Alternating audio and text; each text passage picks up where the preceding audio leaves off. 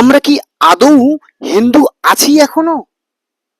আমার তো মনে হয় সকল হিন্দুদের নতুন করে আবার সেই কাশ্মীরের পেহেলগাঁওয়ের মতো প্যান্ট খুলে খুলে চেক করা উচিত এরা হিন্দু কি না।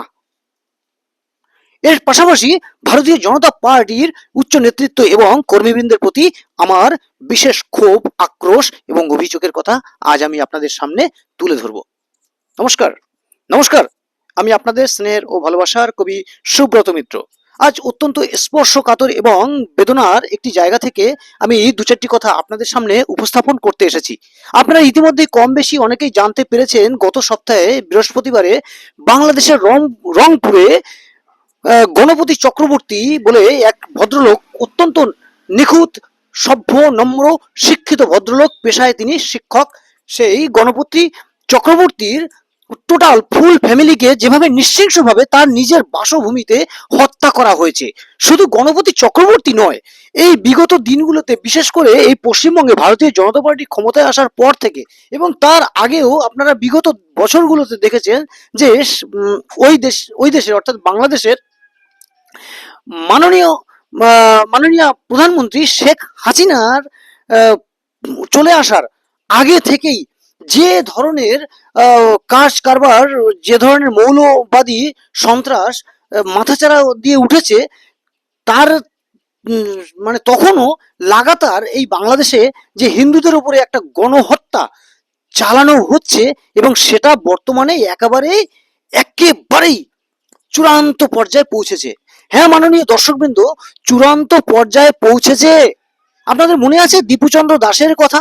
আজকের এই দীপুচন্দ্র দাস এবং এই গণপতি চক্রবর্তীর স্যারের এইরকম যে ঘটনাবলীগুলোর মতো বড় ধরনের ঘটনা যখন সামনে আসছে, তখন কিছু মানুষ জানতে পারছে। সবচেয়ে আশ্চর্য বিষয় হচ্ছে যে এরকম যে স্পর্শকাতর ম্যাটার, যেগুলো সেইভাবে কোনো টিভি নিউজ এবং কোনো ন্যাশনাল এবং ইন্টারন্যাশনাল নিউজে বেরই হচ্ছে না। আজকে যদি সোশ্যাল মিডিয়া না থাকতো তাহলে আমরা জানতেই পারতাম না যে বাংলাদেশে, আমাদের পার্শ্ববর্তী রাষ্ট্রে বাংলাদেশে, সেখানে হিন্দু সম্প্রদায়ের মানুষদের উপরে এভাবে নিপীড়ন চলছে, গণহত্যা চলছে, ভাষায় বর্ণনা করা যায় না। আমি অনেকগুলি ঘটনা দেখেছি সোশ্যাল মিডিয়াতে, যেগুলো আপনাদেরকে বলতে আমার খুব কষ্ট লাগছে। আমি একটা ঘটনা দেখলাম গত এক মাস হয়নি, এক মাস আগে, যে সেখানে তার ওয়াইফকে মারা হয়েছে। তিনি স্কুল শিক্ষিকা ছিলেন, ওয়াইফকে মারা হয়েছে, তারপরে তার দুই মেয়েকে মারা হয়েছে। ভদ্রলোক প্রায় পাগল হয়ে গেছেন।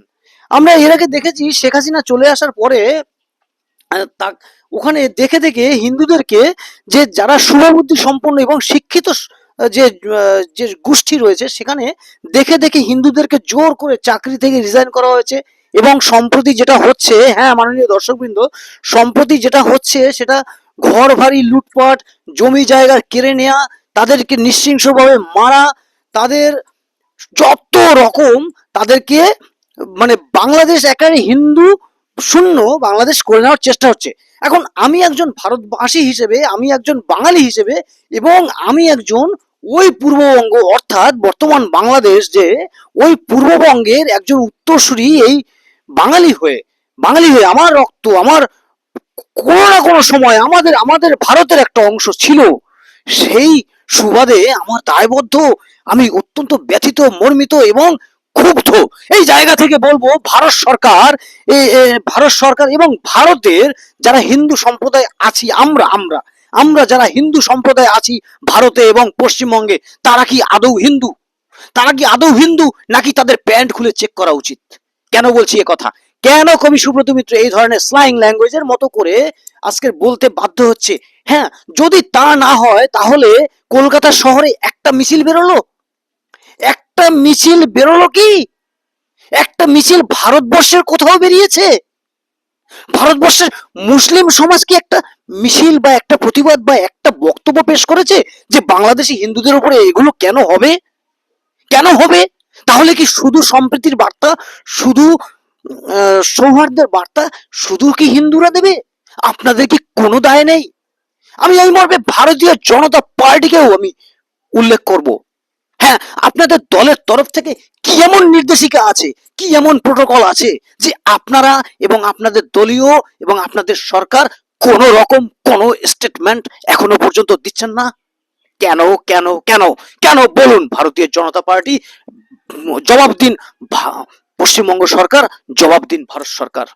আমরা আমরা হিন্দু, আমরা এখানে বিপুল ম্যান্ডেট নিয়ে ক্ষমতায় এসেছি, আমাদের ভারতবর্ষে রাজত্ব করছে একটা হিন্দুত্ববাদী সরকার, একটা হিন্দুত্ববাদী সরকার রাজ্য চালাচ্ছে। সেই জায়গায় দাঁড়িয়ে হিন্দুরা একটা কথা বলছে না? একটা পরিবারকে টোটাল একটা রাতে নির্মূল শেষ করে দেওয়া হলো। ছি ছি ছি ছি ছি। মুসলিম সমাজ, ভারতের মুসলমানরা একটা কথা বলছে না?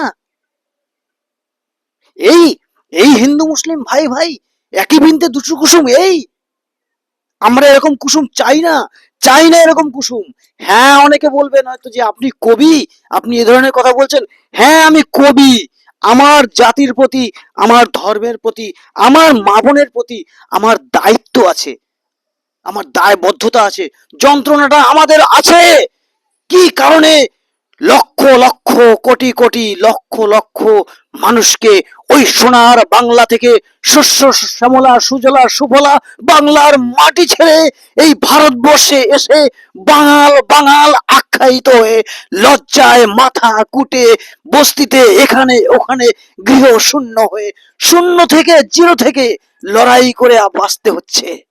কেন কেন কেন?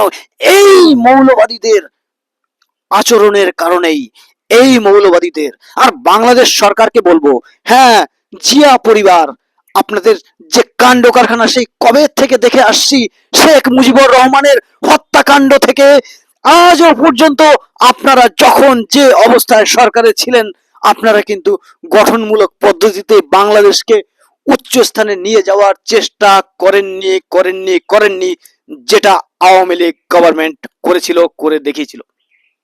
এটা আপনাদের অভ্যন্তরীণ বিষয়, কিন্তু দেখে দেখে আপনারা হিন্দুদের উপরে কেন এরকম আক্রমণ করবেন, এই প্রশ্ন রেখে গেলাম বাংলাদেশ সরকারের কাছে। আর ভারত সরকারের কাছে বলছি, আমরা কিন্তু বেশি দিন আর চুপ থাকবো না। হ্যাঁ, হ্যাঁ মাননীয় প্রধানমন্ত্রী আপনাকে বলছি, হ্যাঁ মাননীয় স্বরাষ্ট্রমন্ত্রী আপনাকে বলছি, হ্যাঁ মাননীয় মুখ্যমন্ত্রী আপনাকে বলছি, আমরা আপনাদেরকে ভোট দিয়ে জিতিয়েছি, আমরা আপনাদেরকে শ্রদ্ধার আসনে বসিয়েছি।